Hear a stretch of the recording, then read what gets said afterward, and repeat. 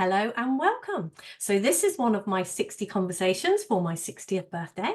And today I have the pleasure of Moritz Lembert as my guest. Now, I don't know Moritz at all, really. I don't even know if I'm saying his name correctly. I don't know really much about him, but I love his smile. I love his background. We've spoken for a couple of minutes, but let's see. I know he's an inspiring guy because I've got that on good authority. My lovely friend and colleague, Dr. Rani Bora, has told me lots of good things about him. So I don't think you can be, that bad. But let's see. Let's see. Let's find it out. So do you Thank you, want to Deborah. tell a little bit about you and let's see where this Absolutely. goes. Absolutely. So you said my name correctly. Cool. My name is Moritz. I'm originally from Vienna, Austria. Born and raised in and around Vienna. Never left it as a place of living, but traveled around the world quite a lot, especially in recent years. Um, I think like this is one thing that might be tying into the conversation we have today, or I don't know, but I give it as a background. I grew up rather different in my education. My mom took me out of school when I was 6. Like she spent a week with me together in school because I was so resistant going there. And after spending a week with me in the school, she said, we need to find you a different school. And then I was homeschooled for a year and we found a different school. And I grew up without getting the idea taken away that you can create your life and that life can be played. And I would say like that played a big part in my journey. I became a professional dancer. I found a love for the body and expressing the body. I did that Wow. for 10 or 12 years, depending on when you want to call me professional. Um, and there I worked with a lot of different people, a lot of different ages, from kids to people in their 80s, did community dance projects, worked as a performer, did a lot of dance theater, I think about 30 different styles in dance that I explored, and created my own choreographies as dance theater productions before I came across many injuries, and then discovered that I wanted to help other people become more comfortable in their body and express their body. So I got into body work and massage, built my practice there. Had another passion that was kind of a mixture of dance and martial art. Became a facilitator in that, and that was where it started traveling a lot, working with groups, other people, facilitating retreats, and then got my crisis of meaning, and that kind of was around 25. A lot of moving pieces. Me and my mentor at the time, the relationship fell apart. Me and my relationship at the time fell apart, and I started to ask all the big questions: who am I? What am I? What is this life about? Am I just a psychological program trying to figure it all out, or what is life really? And yeah, in that moment I fell down, you could say, and in the moment it was the worst. I had an insight, and that insight turned my life around. I would say, like, how I relate to life and how I see life has permanently changed from that moment. um, where what I got to see was really, there was never anyone else that determined what life was for me. It was always me. It was my thinking that gave the meaning, the purpose, and everything. And I had two gifts from that experience. One was that I saw that I was the one creating my own purpose. I was the one creating my own games in life, as I now call it. And I realized that I didn't have to listen to my own thinking. And those two gifts I got from that experience. Um, and really, like, what occurred since then is I discovered coaching through being coached myself around that time too. I said I wanted to learn that. Always had a passion for philosophy, Far Eastern, psychology. I thought for a while if I want to start studying that when I moved away from the stage, and then fell in love with coaching, built my own coaching practice, and did that successfully. And then the game I'm playing now is something probably even more extensive than that. And that's like really what I'm excited about. And I think like we had some back and forth where I mentioned that, but that's kind of like a teaser and about me in a nutshell. Yeah. And I'm 31 years old. Wow, a baby, just a baby. Just a baby. Yeah. Oh, there's lots of exciting things to come. I think, yeah, I love it. Wow, what a great start to not be at a conventional school that takes so much away. It's so sad, isn't it, to see little children in a way be programmed they're not good enough, be programmed all sorts of things. So wow, what a great start, and what great insights. Yes, I wish someone had told me that I didn't have to believe my thinking as well. Why does no one tell us that? It's just Yes. crazy, isn't it?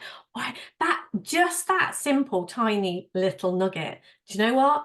That is a thought, and if you don't want to believe it, you don't have to.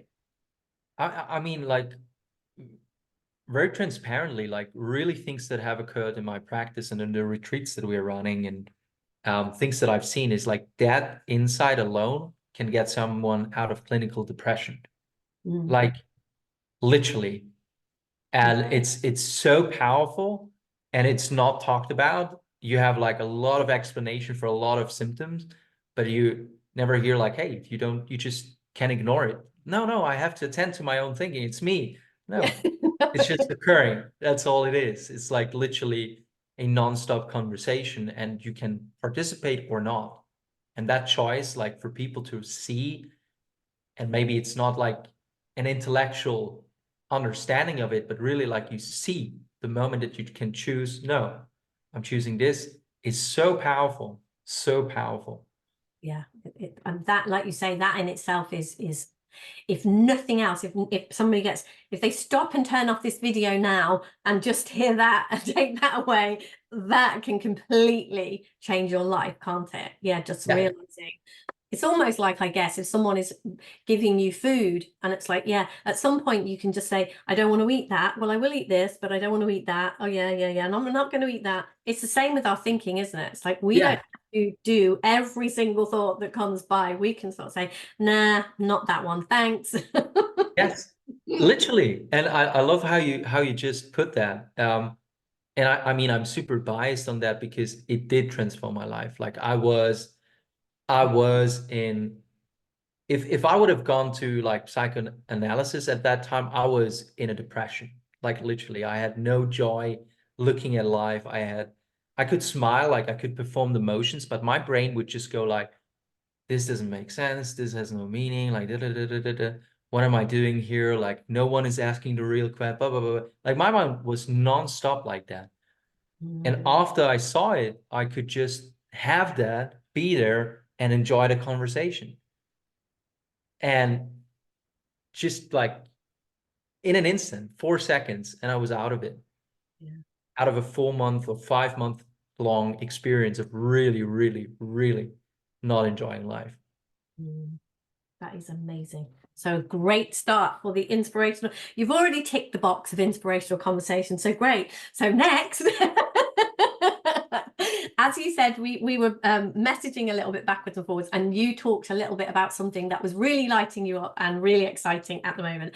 And I know from the words that you were using in there that it is definitely something that I'm excited about too. So do you want to share about some of the things that's exciting you at the moment? Yeah, I'm happy to do so. Um, so I mean, maybe the reason why I wanted to start with sharing my rather unconventional upbringing was really to see like why this perspective on life has maybe been a different one, because for the last 6 years, every year I'm writing down like my vision and things that I want for the world. And one of this was always like, I want to build a school, right? Where people are not trained in memorizing, but people are invited to be in an environment where they can apply their inherent drive for learning, their inherent curiosity, their inherent like love for building things. Because I think like if you look at children, they don't sit still. They don't be like, oh my God, I don't want to do anything. They're like, they don't have a lot of thinking about themselves, but they constantly want to do something. They want to build, they want to explore. And I think it's just human nature to play, really. And over the last years, like building my coaching practice, I was deeply also in this world of spirituality, and a lot of the conversations of yoga, Buddhism, the three principles, as some people here might know, right? And that really deeply impacted me. And at the same time, like I wanted to create my passion as a business, and there were practical skills to learn. And I was venturing out on the internet, trying to figure it all out, YouTube tutorials, and then you talk to somebody and somebody's saying like, hey, pay me 7,000 euros and I can do this stuff for you. And you have just no idea. And you pay, and then this happens and not, and da-da-da. So through a lot of try and error, I managed to pull something off there. And I'm seeing a lot of people who are in that experience of like wanting to build their passion into a business that sustains them and also shares what they want to share. And a lot of them are alone by themselves, or like they start building a team, but then they're alone as a boss in by themselves, like trying to build a team and having no clue. And then there's like normal formal education, so you can go and study business management, but there you're never going to hear about what I just shared about the outlook on life, right? The psychological principles that apply to every human being, right? You don't learn that in business school. And not in any school. And not in any school, right? And you're not going to learn in many of the schools that talk about how the mind works, like moving your body. That's not part of that conversation most of the time. So it's like a lot of different conversations. And over the last months, I said I wanted to expand the vision of my business to not be a one-on-one coaching business, or like having some group programs, or running some retreats, but really we wanted to build it into a hub for solopreneurs and small business owners to come in and get both of those worlds of like deep practical philosophy that is applied, that is, and I call it ontology, which is the science of being, like the philosophy of being. And being is like anything that's present and not the concept about it. Like people being empowered and being free and enjoying life and having fulfillment and having purpose in what they do. And the practical skills of like, hey, how can you build your own website? And then what do you need to have happen? And like, you need to build an audience, because without an audience, you have no sales, right? It's like all those practical things that often I find, like if I only look in one direction, they are neglected. But if I'm looking in that direction, this is neglected. So I'm looking over there, then that is neglected. So what came together over the last few months, which I'm so excited about, is the Art of Living Academy, where practical philosophy meets modern business education, and a community that nurtures and supports the visions and dreams of its members. And we want to empower the new generation of entrepreneurs, solopreneurs, to master the art of living in all domains, have access to different teachers, different practitioners, different entrepreneurs who have built things that we can learn from, and to create games worth playing. And what I mean by that is really like, what's the thing that I want to have my life to be about, right? And then go and do it. And if you don't like it, you come back and you're like, okay, let's get back to the drawing board, make it blank again, and start drawing something new, right? And there are different elements in there: element of community, contribution, play, education, that I really think the current time needs, which I think is my contribution and the contribution of the people that I'm working with, really, like the team that is pulling all this vision into reality right now. So that's like the new project, and our attempt to serve the world of education in both forms, both virtually and in person, and with the programs and the trainings that we want to offer and are already offering.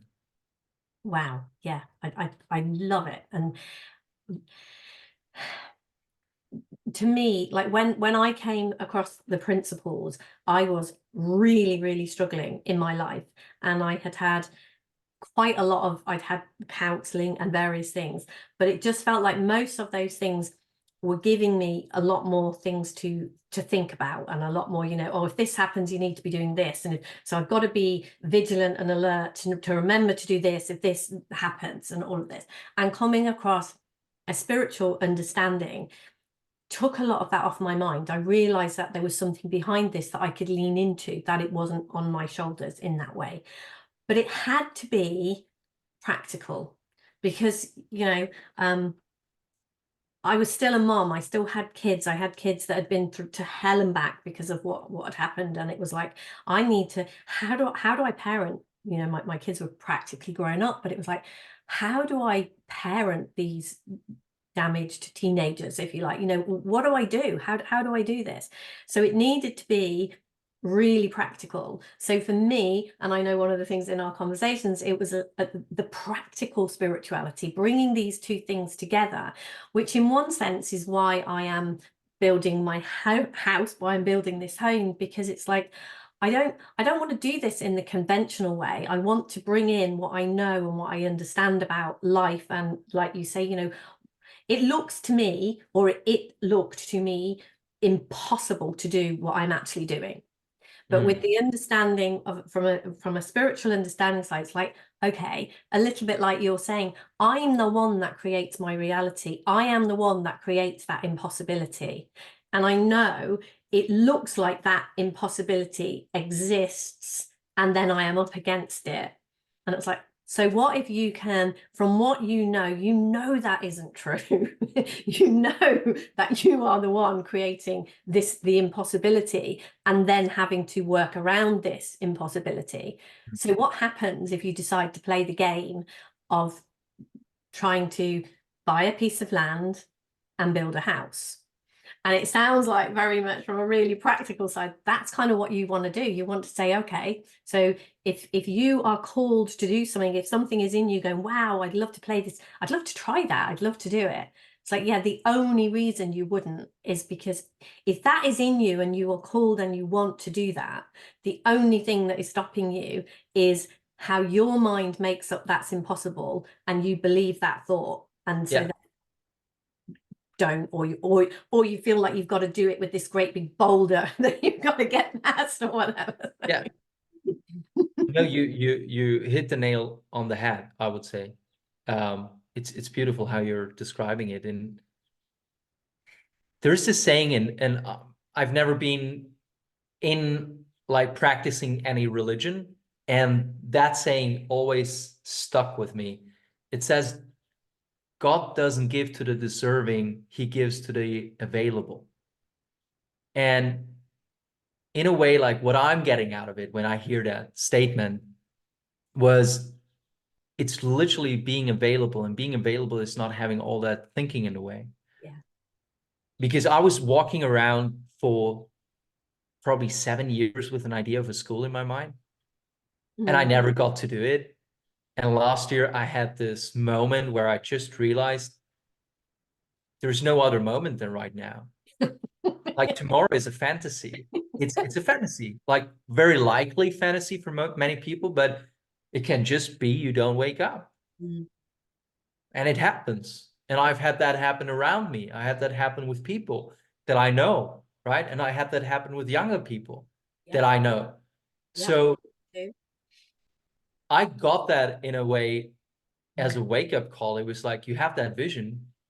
You have that vision of this incredible business that runs programs and trainings around the world, helping people to, or helping, I don't like the word helping actually, but creating the environment for people to have an insight, to have a transformation in how they relate to themselves and the world, and to be empowered in whatever it is they wanted to create. That's really like what I saw. And then I had this school, and in my mind it was like school, this vision, business. What do I start with? Where do I start? And I don't know, like all those thoughts. And I got like, it's just now. Mm. From that moment, like incredible things have happened. Just today, I talked to 3 people building communities right now around the world. People building similar projects, and everyone is recognizing like education has to change. And I'm like, wow, I never thought I would stand where I'm standing right now. And it's by being available, by not putting things in the way, and then putting thoughts in the way and then believing them. That's beautiful how you said that Yeah. it becomes possible. Absolutely. I think our ideas, these, whatever you want to call them, these things that land in our mind, ideas, they come like acorns. This is what I'm seeing. It's like they come with everything that they need to grow into great oak trees. And it is, do we nurture that, and do we go with that, and do we plant it, water it, do that, or do we let our fear get in the way? And the availability, I just love that. Yeah, it is totally, if you are prepared to take that acorn, whatever it is, and be available to it, and just go with, take the next step, take the next step, take the next step. It is just unbelievable what can happen. Whereas if we do believe our thinking and get fearful and don't do that, nothing happens, does it? Exactly. Yeah. Yeah. And it's also vice versa, right? Like if you have horrible thoughts and you don't do anything with them, nothing happens. Happens. Yeah, that's Yeah. a really good, it's so good to see it always around, isn't it? It's like, yeah, Yeah. again, it's just like there's a conveyor belt, and it's like, choose it and put your attention on what it is you want. Don't put your attention on what it is you don't want. I mean, our consciousness gives life to things, doesn't it? It lights them up and brings them to life. So if Yeah. we put our consciousness, put our attention, and even that, like, I can see, I would have said that before and thought, oh yeah, but it is like, it's really practical. It actually happens. It's testament to it that, so 2 years ago, just about, round about now, June time maybe, I saw a piece of, this piece of land that I wanted. And the situation I was in, it was literally, it looked impossible. And then it was like, oh well, I'm gonna do it anyway. And 2 years down the line, we now own that piece of land, and I have zero idea how the house is gonna happen. But it's just like, well, just keep showing up and do the next thing. Just keep showing up and do the next thing. And that's how you do anything, really, isn't it? And it's only, like you say, tomorrow looks like it's a certainty and a promise, but we live in the unknown. We are built to do that.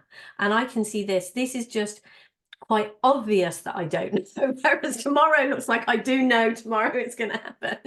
But this house, it just doesn't look quite so obvious, but it's like, oh, okay, so exactly like that, I just go to bed expecting I'm going to wake up. I just start building this expecting that it's going to happen, expecting that it's going to be.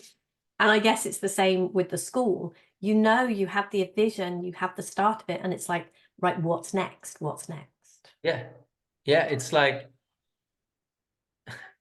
I think a lot of people, I have quite some conversation with entrepreneurs, and oftentimes they have like something else they want to do, but like they have built something to kind of be secure and somewhat stable. Somewhat, I say this intentionally. That's like the reality for many, many people. And then they say things like, yeah, if I would trust that it's working, I would do it. Or they say, if I knew that it was gonna land, I would ask. Or they say things like, if I would have the confidence, then it would work. Yeah. It's not the way it ever worked for me, ever. It's like the only thing you need is courage. And courage doesn't necessarily feel great. No, not always. And that's Not like, always. what you need to know, because people see then things like, oh, Moritz is, I don't know, they might listen to this and think like, wow, he's building this academy. Wow, cool. Wow, I would love that, right? And they see it as this beautiful thing, right? That's what our mind does. It's like, oh, everything's just great.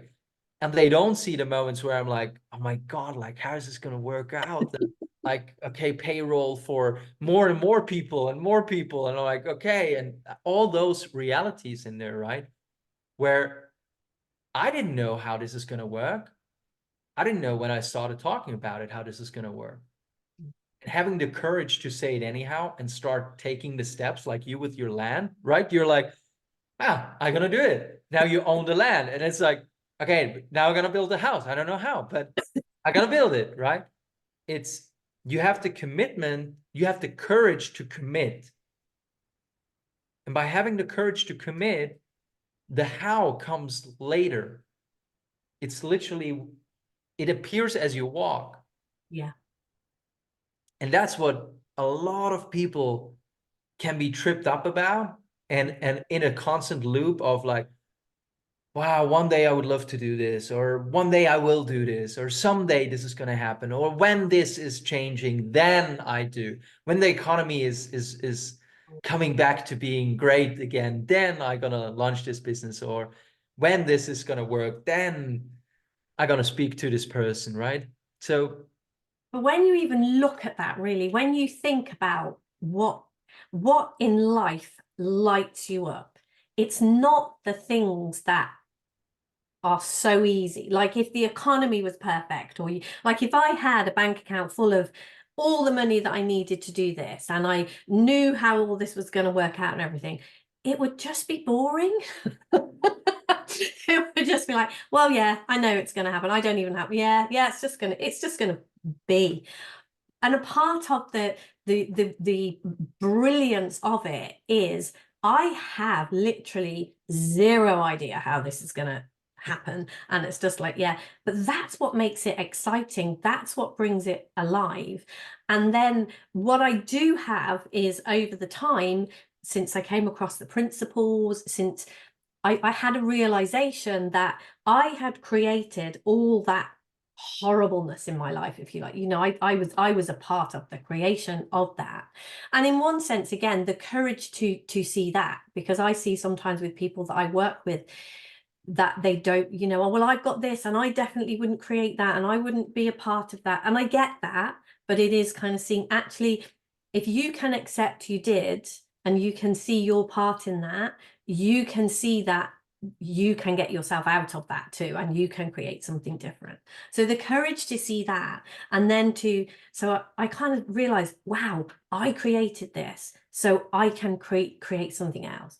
So I turned around my life and my family and my circumstances, and now it's like, right, okay, so that's creation. And it's exactly the same, whether it's that or building a house or building, an academy. It's the same things that we're using. And so it's like, right, okay, I've done that. Can I do this? And it just feels, again, the courage. Can I step out again? This looks even bigger. This looks even more difficult. But it's just like, hell, it works that way. yeah, yeah, yeah, it works that way. And I think one of the biggest traps is to think that it's all that serious. Yes. I mean, it's the one thing that seems obvious, and I mean, we also don't know, is that one day, okay, like this body is gonna fall apart and we die. Mm. And then we can have a thought like, therefore, I need to really be really serious about everything and really work hard on surviving. And then your life is all about that. It's about surviving.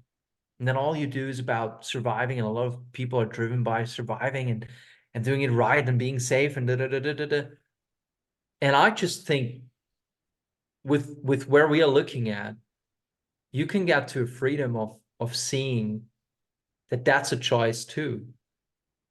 That you can choose to make your life about expressing what's there to be expressed, and then playing the game of being fully alive. And that can look like failing face in the dirt, flat down, and like picking yourself up again. And I mean, if you don't pick yourself up again and it's over, then it's over anyhow. Yeah. Right?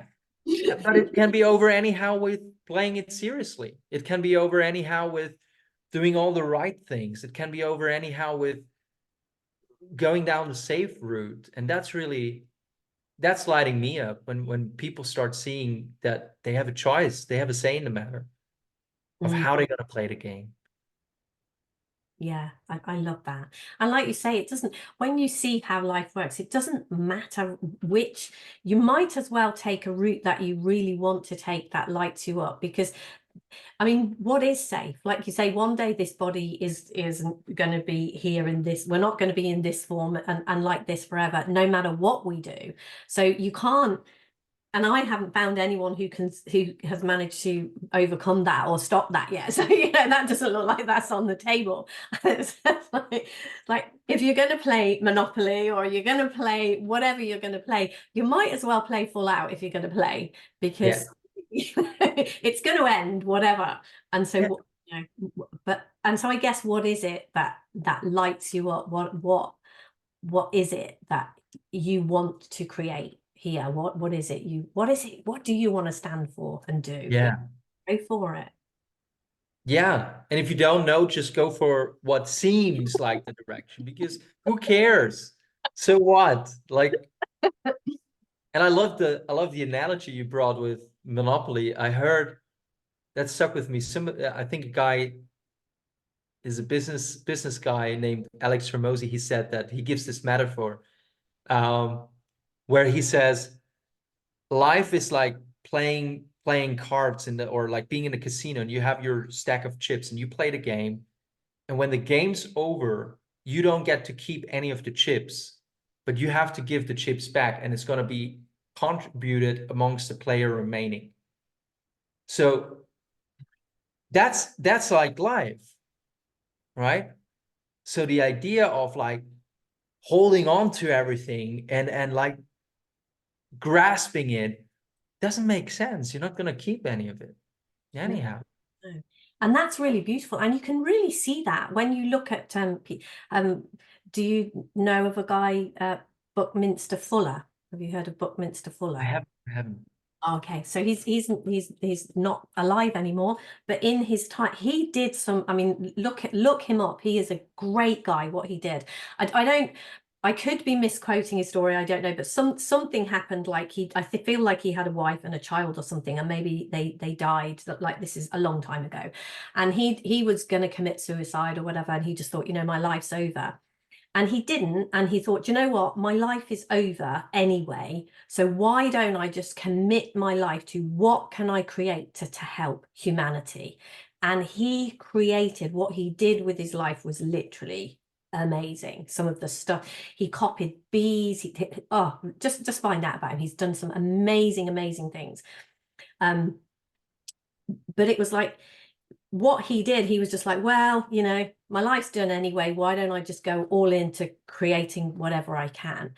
And the world is a better place because of the things that he created, some of the things that he did, some of the things that he said, that we are still influenced by them by now, with what he created and what he did. And so when you were saying that, it is like, we are all given a life.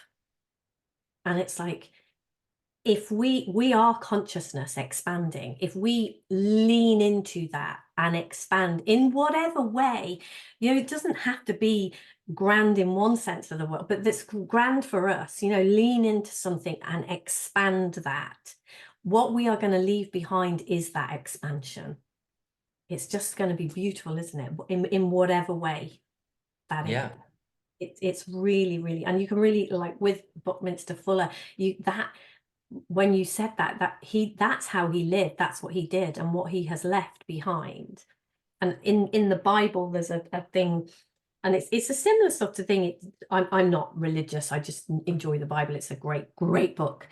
But there's a story of a man who gives a little bit of money to different people, and then the story of, like, he comes back 4 years later, and what have these people done with this money, and one of them buried it to keep it safe, and one of them, literally tripled it because he did great things with the money. And it's like, yeah, do that, go out there and do something with it, grow it. Don't, if you're just going to bury it, what was the point of me giving you any? And it's another one of those, the things when you said, yeah, we are given, all we need to do is be available. And it's like, if we're just going to run away from life or bury our skills, bury what we have, what's the point of us having them? Don't do that. Go out there and do something with them. Don't live in fear of that. Yeah, totally. And I think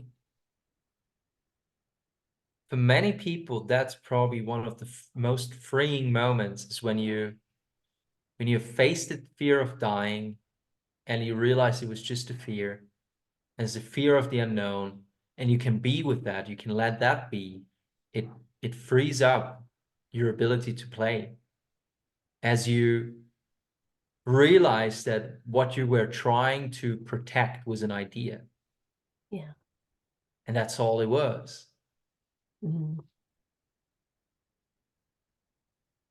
Yeah, because when you look at that, it's like, when we are trying to protect in that way, we're defending, aren't we? And as soon as we are defending, defense is the first act of war. So we're kind of at war with the world then, and we're never going to win from that stance, are we? Yeah. It's like, I have to protect this. It's like, when we realize that there is genuinely nothing to protect, we can just go.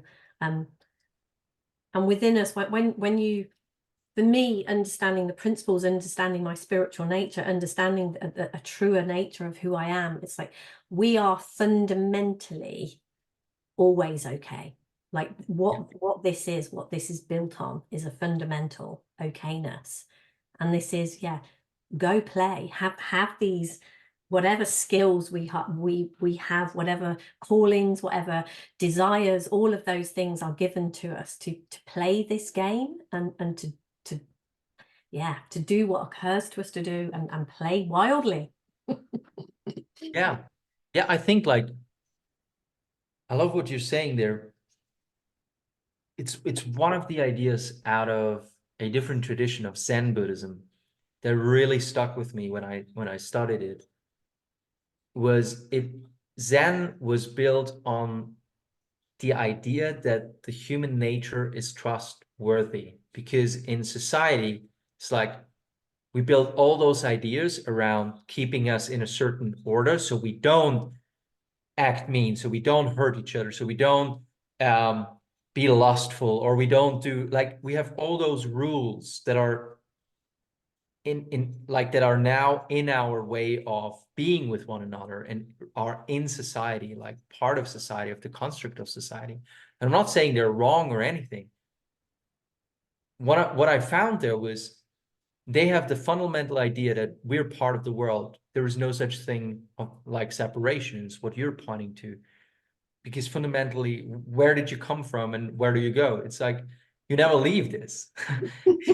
It's like there's no place to go, and never was. And when you see that, to have this mistrust in your own passions, this mistrust in your own ideas, like, it's just another ego's game of, oh, you get a great vision, and then it comes in of, oh, don't try to be the big one, or who are you to think that? Who are you to do that? And I think a lot of people have that going, and not necessarily the grand vision of, that's too, like, people are thinking too big. No, I think a lot of people don't trust themselves that they could actually go in that direction. And as you go, you might change. It's like, I started out by being a professional dancer. Now here I am running retreats and being around the world and talking to CEOs and business owners and about business, right? I'm like, who thought that?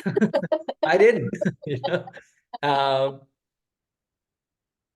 But when you go, you discover so many beautiful things, and you get that, like, trusting yourself is an act of integrity. And being in integrity is what makes life work. And being in doubt with oneself it's like when I practice martial art, one of the teachers would say you can't go in two directions at the same time. And it was about pushing someone and really like finding the optimal way to use your body to move someone with as little tension as possible, but with as much effect. And he would tell people, like, you're not going that direction. You're holding back. You're holding back. And that's what we do in life. We have a great idea and then we doubt. We want to go this direction and then we ask. And we want to, and this is like tiptoeing, like one step forward. No, this, no, that, no. Mm. And once you commit, once you trust, once you can choose that what comes to you is for you, and once through you into the world, then it's a beautiful game. It's a beautiful game. Not an easy one. It's not like, as you said, you don't know, like you face all sorts of things, but it's fulfilling and fun. It really is. Yeah, because we don't get fulfillment when if there is nothing to basis it. I absolutely love trusting ourselves is being in integrity. That really hit something in me, and seeing how the doubtful thinking can come in, and the doubtful thinking comes in with such pain, and it's like, yes, but when we have an idea, you know, like when we were messaging and you kind of saying, I want to talk about this because it's lighting me up, it's amazing. When we have these ideas, that's what it does. And you kind of know, yeah, you can tell that you're on the right path. And like you say, it doesn't necessarily mean it's going to lead exactly where you think it is. It doesn't necessarily mean it's going to play out exactly how you think it is going to play out. But that really beautiful feeling that this is truly an excitement beyond, it's not just a human excitement for something, it's a deep, it's like, yeah, this there's something really beautiful in that. And it's like when we are being lit up in that way, and when we feel that way, we know we're in integrity, we know we're headed in the right direction. And it is just, wherever that leads, just carry on following, even if it just feels, well, this is really crazy, but do that. But that doubt, when we doubt ourselves, and I can see that already, you know, with how far we've got with the land and what we are doing. In the moments when I doubt myself, it comes in with a lot of pain and a lot of fear, and not a nice feeling at all. And all of this is, you know, everything that Sydney Banks shares and a lot of spiritual teachings, it is about the feeling. You know, why do we want to do this? Because we want to feel good. And we feel good when we are in integrity. We feel good when we are being real and true with ourselves. And I know for me, one of the things, a recent thing actually, I was a part of a course and people were creating stuff, and, you know, various people were talking about what they were creating, and we were sort of going around. It was a virtual room like this. We were going around the room, and the guy running it was asking what people wanted to create. And people were sort of saying, oh, you know, I want to create peace in the Middle East. And someone else was saying something, you know, I want to create this great big, I'm going to have this, I want a massive piece of land, and I want to build yurts and run retreats and all this sort of thing. And I'm sat there and I'm like, I want to build a home. And it was almost like I felt like I should be doing something grander. I should be doing something bigger. That's like, and in that moment, sort of after that call and the thinking about afterwards, it was like, for whatever reason, this is what is coming through me. This is what's lighting me up. This is what it is. And it's like seeing, but for my judgments and my ideas, what is better? So to me, you know, all of this is about whatever it is that, if there is somebody listening to this, whatever it is that you want to create, there isn't anything better or No. whatever. If that is what is coming through you, that's perfect. Yeah. Yeah. 100%. It's, yeah, just 100%. I talk to people who build big things, right? And they can be miserable.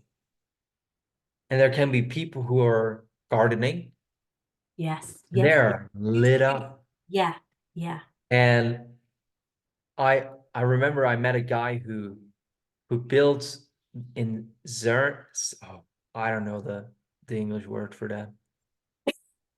In Switzerland, like this machine that could fire atoms and like particles at each other and create this energy thing. Like he was a big part of building this whole thing. Like he was in his talk to NASA, and they had projects together with NASA. And one day he just realized that's not what I want to do, and he resigned from his job. And then he's now working with people with disabilities, and he's cycling every day. He told me one way is 35 kilometers. He's cycling it one way, and the other way, no matter the weather, no matter if it's winter, no matter, he's going with the bicycle. And he says, like, it's the best life. It's just the best life. And I like, really, who are we to think anything's better than anything? Or we are who we are, right? But it's just that's an idea. And without the idea, it's just what is. Yeah. And to me, that's expansion. When you are living from that integrity, that beautiful feeling, when you are doing what makes sense to you, that is expansion. That gives to the world. That changes things for people. And however, like you say, if gardening is what lights you up, and you've got like a window box, then garden with a window box. It's allow that to come through you, allow it to be that, because it isn't. None of us, I guess, as well, one of the things that held me back for so long was this idea that I'm not good enough. And you know, having a conversation with you, it wouldn't have been something I would have been able to do, because it would have just been like, oh well, yeah, you can't speak to somebody like that, you're not good enough. And it's like, wow, again, it's that fear and that being held back by stupid thinking that is just like, we're very different people, we're doing very different things.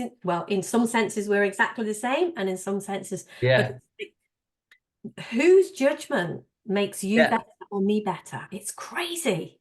It, Crazy. it's so funny how it works. I, like today I talked to a gentleman who built an amazing business, right? And has like a couple of employees, and he's doing amazing trainings, and I will have him as a guest on my podcast. And I was sharing with him like what I do, and then he at the end he said like, yeah, it's great, like it's really beautiful, the connection, and also it brings up insecurities. And I was like, what insecurities? And he was sharing with me, oh, like I hear what you did, and I'm thinking, oh, I don't have it together. And I said to him, I thought exactly the same about you, right? It's like both of us thinking, oh my God, this guy has figured it out. Like, wow, right? And it just shows we can do that always. And it's just one of those thought clouds passing by that you can choose to give meaning to, or you just don't. And it's just a thought passing by. And exactly what you said, how life-changing it is when we realize we don't have to listen to that thinking. Because I can feel the difference in who I am now with people when I don't entertain that thinking anymore. It's kind of like I know I am good enough as who I am, and I'm doing what I'm doing. And it's like, yeah, I just do not have to entertain that thinking anymore. And that comes to then the ideas come to you, and you can take the next step. You can have the courage to do what it takes to do next. And it is those ideas, those thoughts that I'm not good enough, and oh yeah, this person is completely sorted, got it together, they know everything, and I'm stupid. Listening to that kind of thinking stops you in your tracks with all of it, doesn't it? Whatever it is. Yeah. It's like, no, stop it. Don't do that. Yeah.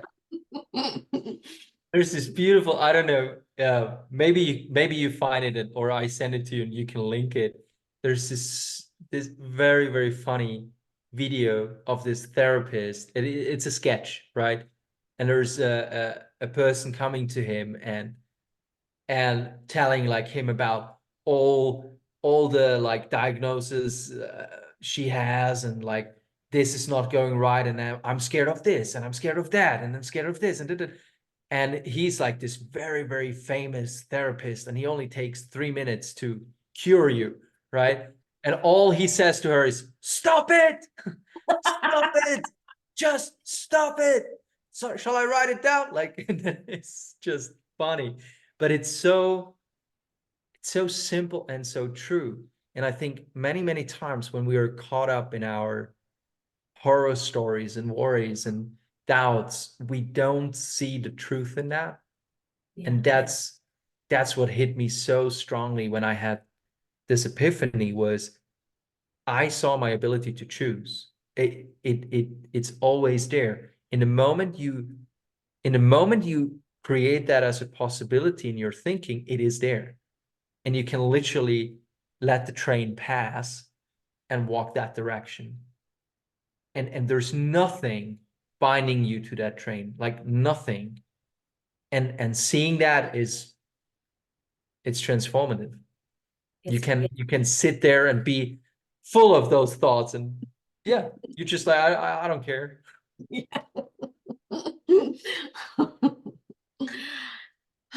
Absolutely. I have loved, loved, loved our conversation. Likewise. That has been great. Thank you. Thank you so much. It's been wonderful to get to know you a little bit better, to talk to you, to hear your vision, to see what it is you're doing in the world. That is amazing. So if people want to know a little bit more about you, where can they where would be a good place to find you? So probably one of the best places is to look me up on social media. Instagram, you find me under Moritz Lembert. I think people are gonna see the title, so it's the same name on Instagram. Facebook, I'm on Twitter. I'm exploring that platform. It's quite new for me. I love writing. And one of the places I love when people check out and see is the newsletter. I'm writing a newsletter every week where I go in depth in one of the themes around the mind, around business, around entrepreneurship, solopreneurship, and creating things that you enjoy. That's really what I'm writing about. So that's also Moritz Lembert, and the website, there you can find it. Oh, thank you. Well, I'll make sure some of that is under this video. So thank you. I think you passed. I think this was an inspirational conversation. So Thank you, Deborah. I think you have put something. I saw some of the other speakers and I told that to you, like, just amazing people that you have on the channel. And I think it's such a creative and beautiful idea to have 60 conversations on your 60th birthday, and like in that year, and put something together that other people I really think can benefit from, like just from who I saw is in those conversations. I know people receive massive value from you playing life full out. thank you. Thank you Thank you. very much. Thank you for that. Much, much, much appreciated. Thank you.